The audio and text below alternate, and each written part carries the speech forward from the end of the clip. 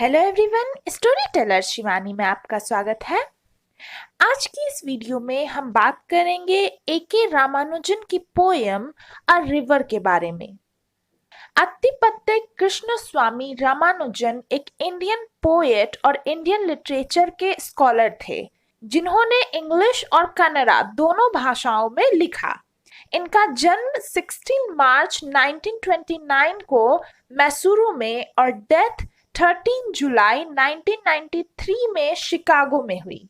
ये एक poet, scholar, professor, philologist, folklorist, translator और प्लेराइट थे।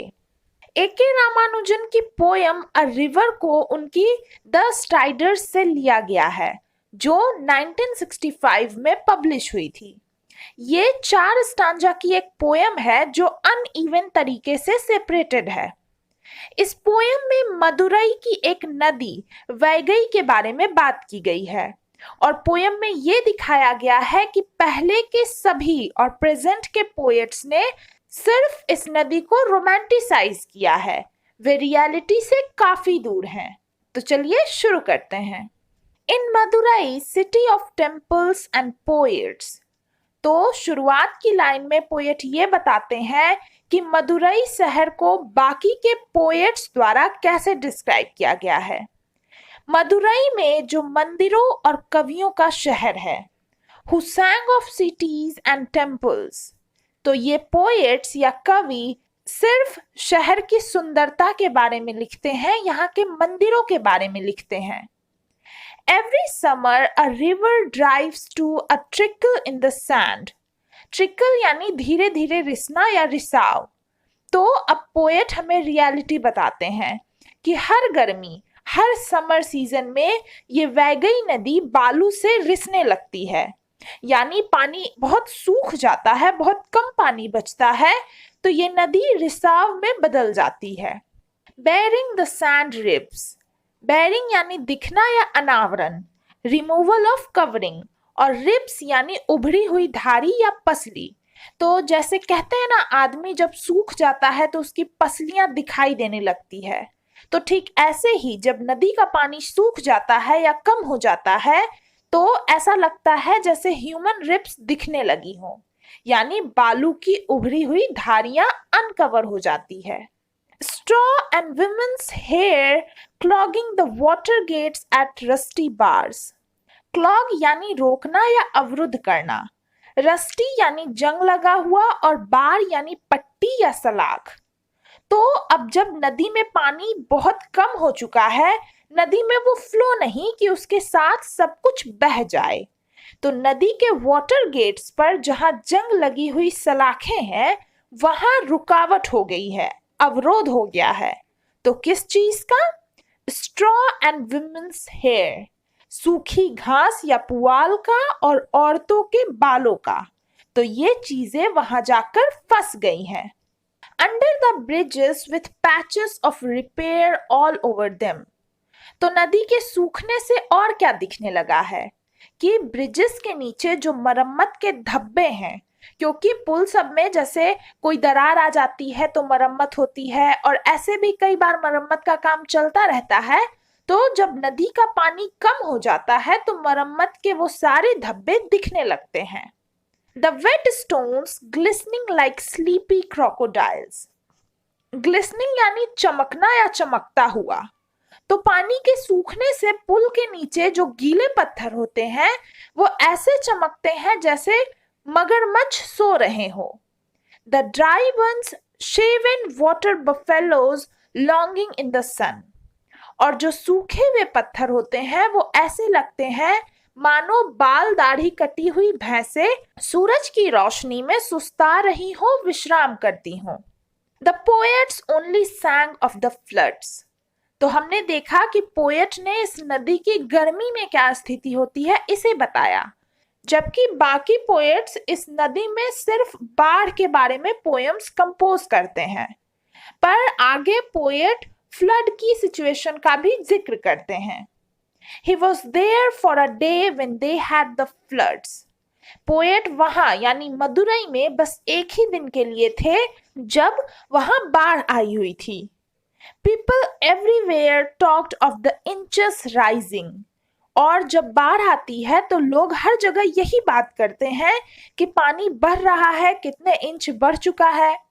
Of the precise number of cobbled steps run over by the water. Cobble यानी छोटे पत्थर, precise यानी ठीक या स्पष्ट. और ये बात होती है कि कितने छोटे छोटे पत्थर पानी में तैर रहे हैं. लोग एकदम सही अनुमान लगाते हैं, सही नंबर बताते हैं कि हाँ, मैंने देखा इतने बड़े बड़े पत्थर पानी में तैर रहे थे. Rising on the bathing places.